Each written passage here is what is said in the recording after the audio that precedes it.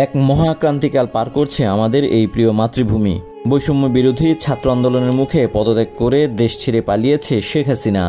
আন্দোলনে শহীদ হয়েছেন কয়েকশো মানুষ। আহতদের মধ্যে এখনও অনেকের অবস্থা আশঙ্কাজনক। এখনও প্রায় প্রতিদিনই হাসপাতাল থেকে আহতদের মধ্যে মারা যাওয়ার খবর আসছে।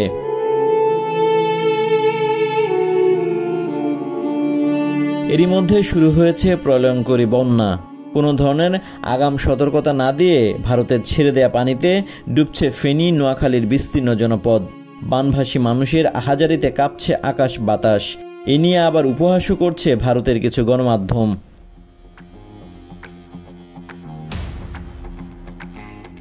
দেশের এই ক্রান্তিকালেও দেশের পতাকা বহন করে চলেছেন ক্রিকেটাররা।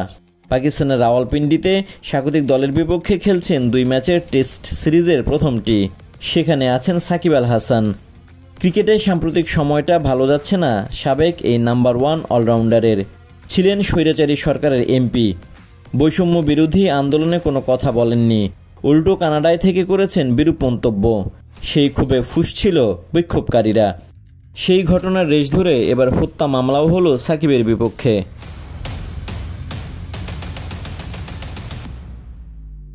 সাবেক সংসদ সদস্য ও জাতীয় দলের ক্রিকেটার সাকিব আল হাসানের বিরুদ্ধে হত্যা মামলা করা হয়েছে। বৃহস্পতিবার 22 আগস্ট রাতে আদাবর থানায় মামলাটি করা হয়। এদিকে বৈষম্য বিরোধী ছাত্র আন্দোলনের সময় পোশাক শ্রমিক রুবেল হত্যার ঘটনায় সাবেক প্রধানমন্ত্রী শেখ হাসিনা ও আওয়ামী লীগের সাধারণ সম্পাদক ওবায়দুল কাদের সহ 156 জনের নাম উল্লেখ করে একই থানায় 500 জনের বিরুদ্ধে মামলা করা হয়েছে।